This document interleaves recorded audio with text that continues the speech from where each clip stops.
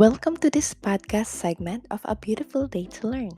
My name is Abigail at samahan ninyo ako with various discussion on education, journalism, communication, language, and literature.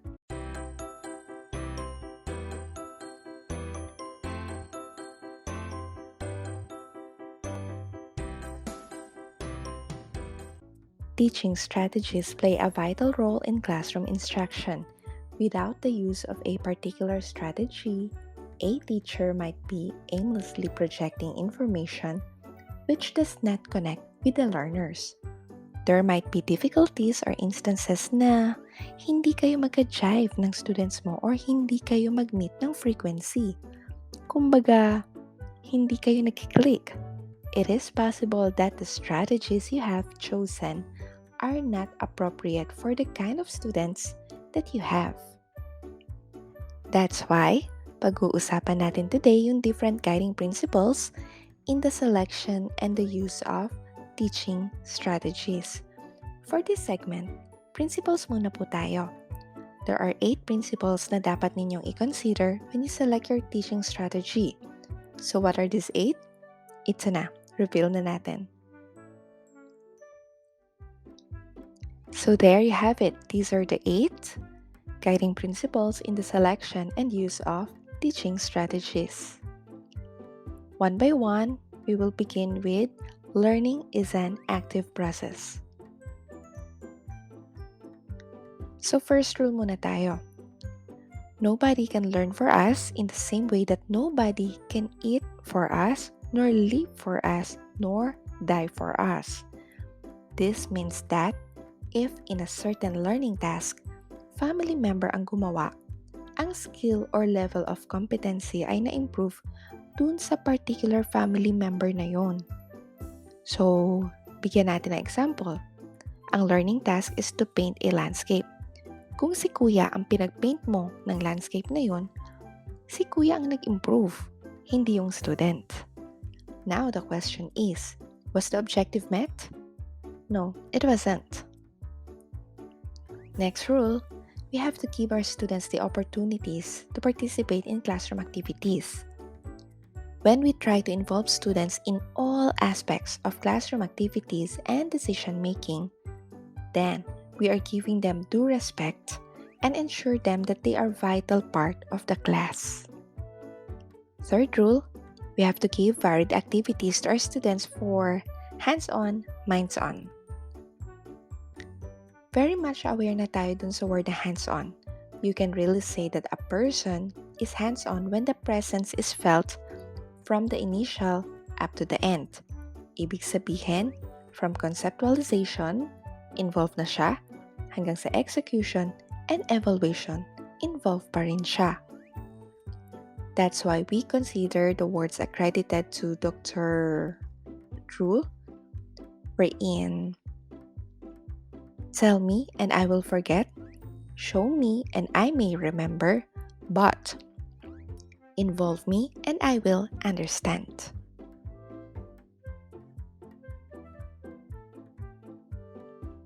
Up next is, the more senses that are involved in learning, the more and better is the learning.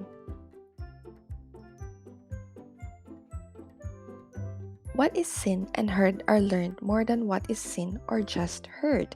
This is what we call the multisensory learning theory by Laird, 1985, which suggests that if multi-senses are stimulated, then there is a greater chance of learning that will take place.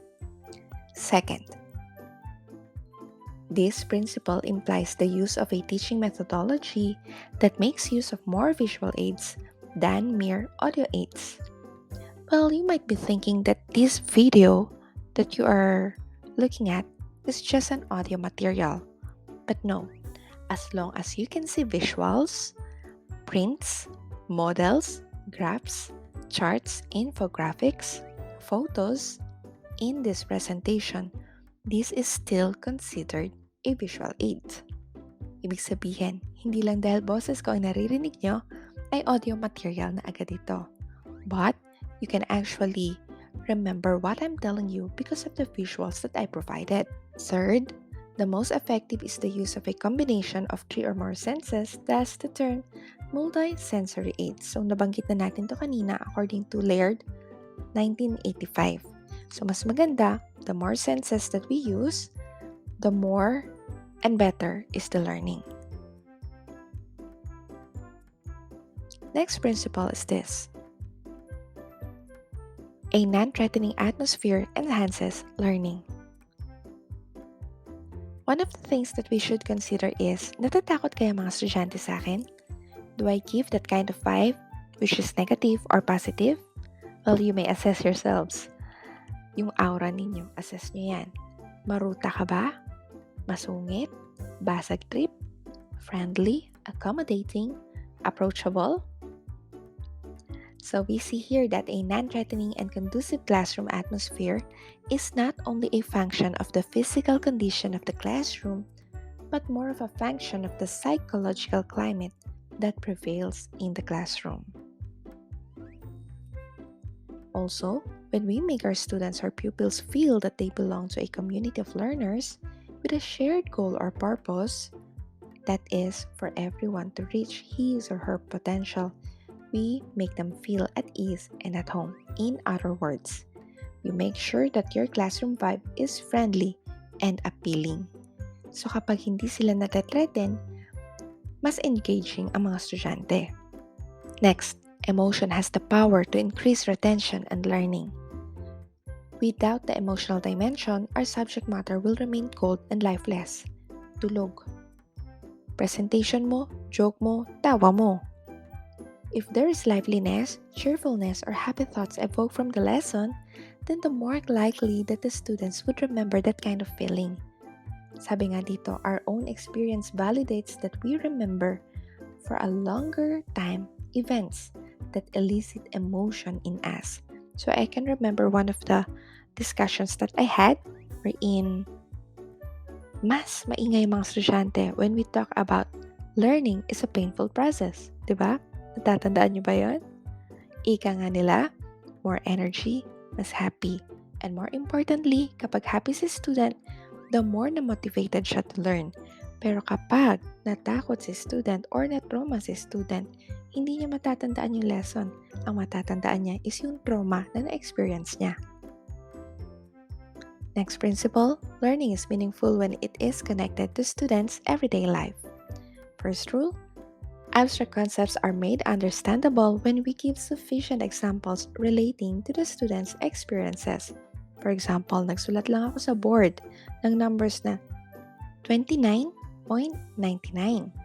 Instead of going directly to the topic in mathematics, which is decimals, you can always find ways to connect it to a student's daily life.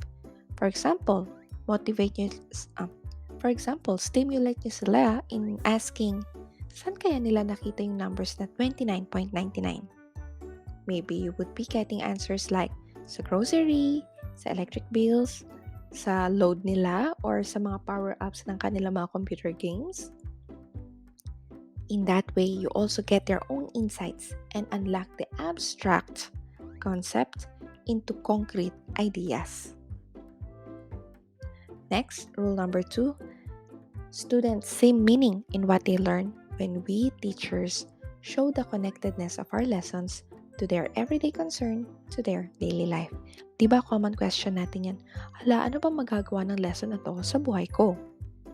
Remember, classroom connectivity increases participation and understanding in the classroom. Ika nga ng isang telecom advertisement, the power of convergence. So ano kayang telecom yun? Good teaching goes beyond the recall of information. Most teachings are confined to recall of information and comprehension. So mas matatandaan natin to sa ating mga history classes. So parang kailangan mas-supplement mo kung ano yung blank, or mabigay mo kung ano yung dapat na i-enumerate, or mabigay mo kung ano yung dates na needed. Teaching should reach the levels of application, analysis, evaluation, and synthesis to hone our students' thinking skill. What we intend to do is to ensure that we lead our students to make just and meaningful decisions in life and have a lifelong learning. Kaya napaka-important po ng mga examples na ipinibigay ninyo for your students. And if you make sure that these examples are something that they can also relate to their own life, mas magkakaroon ng chance na meron tayong recall of information. An integrated approach is far more effective than teaching isolated bits of information. Well, common tayo sa instructional approach that it is integrated when it considers the multiple intelligence and varied learning styles of the students.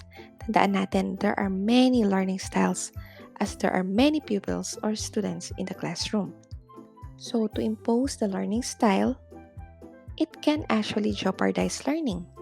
You cannot prescribe your own learning style as though it is the best style of learning. Nagiging presumptuous tayo. Do not dictate the learning style of your students. Let them discover for their own. Take note rin po natin that Howard Gardner provided us with multiple intelligences. If we can provide to our students the necessary skills for them to reach their own potentials, it is more likely that they will succeed. There's no such thing as best teaching method. The best method is the one that works and the one that yields results. So let's see here. There are factors to consider in the choice of a teaching method, and these are instructional objective, nature of the subject matter, the learners, the teacher, and school policies. So these factors are those that you should consider if you are going to choose your own teaching method. When your lesson is focused on the mastery of a skill, like writing a paragraph, of course you need a strategy, which is different from what you use when you are teaching an appreciation of an art or appreciation of a painting. Okay, so magkaiba pa rin yung method natin or strategy. And many researchers would agree that including more student-centered learning approaches in the classroom can actually improve learning. But then, using teacher-centered approach leaves out many skills and learning opportunities for students. Pero ito ha, if we talk about the battle of the intellect or yung cognitive or yung pag-iisip between different generations, our elders would usually say, iba pa rin ang pag-aaral at disiplina noong panahon namin. What is your take on this? Would you like to debate on it? So once again, these are the different guiding principles in the selection and use of teaching strategies. Isa-isahin uli natin. First, learning is an active process. The more senses that are involved in learning, the more and better is the learning. A non-threatening atmosphere enhances learning. Emotion has the power to increase retention and learning. Learning is meaningful when it is connected to students' everyday life. Good teaching goes beyond recall of information. An integrated approach is far more effective than teaching isolated bits of information. There's no such thing as best teaching method, and the best method is the one that works, the one that yields results. Alright, up next would be the brain-based teaching strategies which you may employ in your class. If you appreciate this video, why not hit me up with a thumbs up or like and follow or subscribe in this channel. Once again, this is Abigail, and this is a podcast version of A Beautiful Day to Learn.